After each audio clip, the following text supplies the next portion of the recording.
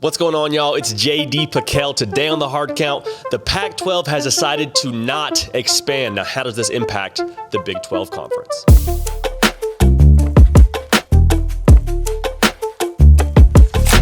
Welcome into 365 Sports. Football season is officially here. Depending on when you watch this video, there are games being played, probably games having already been played by the time you see this.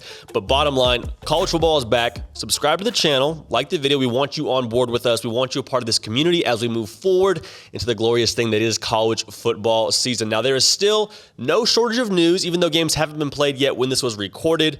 It was announced that the Pac-12 will not expand their conference. They said, nope, we're closing up shop. We're good with who we got on board. We're going to keep it as is. And so if you're a Big 12 fan, if you follow anything going on with the Big 12, your heart dropped for a number of reasons. One of which being you probably thought the Pac-12 was the best life raft, if you will. There's a lot of options as it seems right now. There's been a lot of conversations, a lot of scenarios discussed as to what the Big 12 will do, what these remaining 8 teams will do when they try to find a home.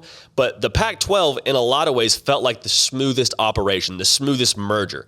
And what this means for the Big 12 is, one, your best option's probably gone. 2, you're probably not going to merge with anybody unless you go to the AAC. And so in my mind, the AAC is like plan C. Plan B is probably to add some other teams, and we'll get into that in a little bit.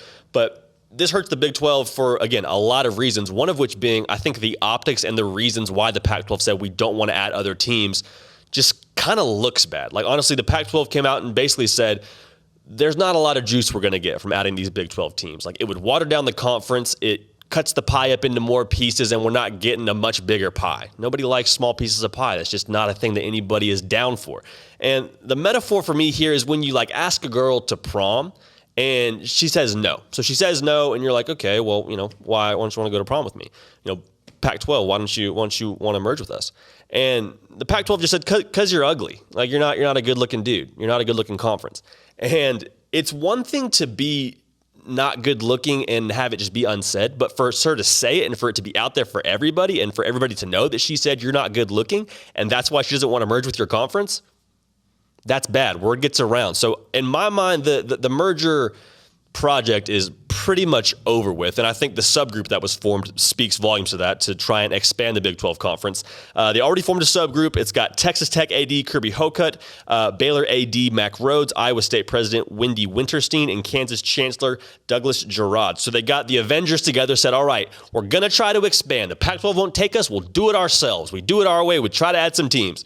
And right off the bat, the team that is getting the most juice as it sounds right now, according to Twitter, according to The Athletic, is BYU. And we did a video on this a while back, so go check that out on the channel, on the playlist, about why BYU makes sense in joining the Big 12. But the biggest thing that is appealing about BYU is the revenue and even more so TV viewership. I shouldn't say more.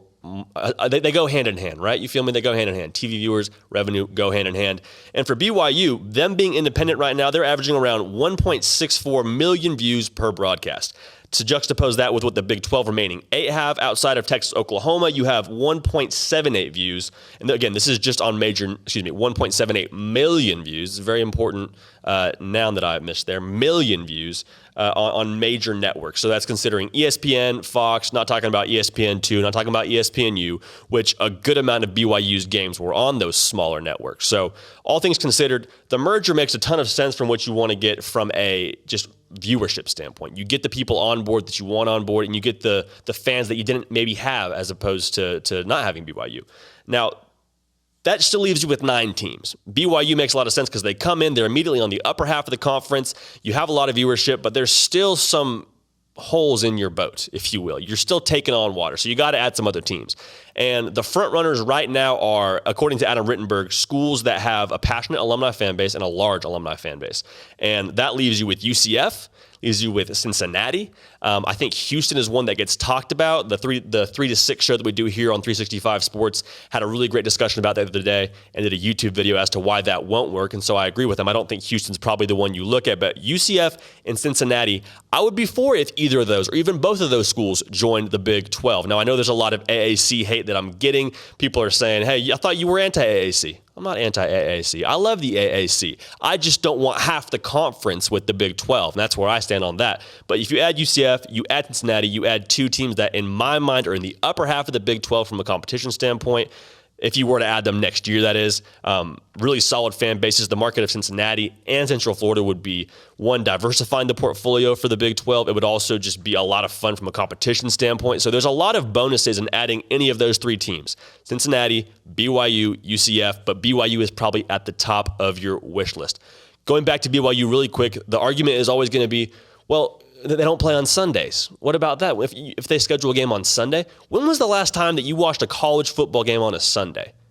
When was the last time where there was a game that really, really was important on a Sunday that BYU was drawing out of, that they weren't going to play in because of their handbook? The Big 12 will make this work if it's just a football merger. I understand there's other things around this that make it difficult, but this playing on Sunday thing is not one of them. If the Big 12 does just a football merger with BYU, it will work out. Mark my words. Okay, that's it for us here at The Hard Count. Again, subscribe to the channel, like the video. Whole lot of things coming your way. 5 times a week now. We are in college football mode, college football season. So happy to have you along with us. Comment what you want to see next. We will see y'all next time.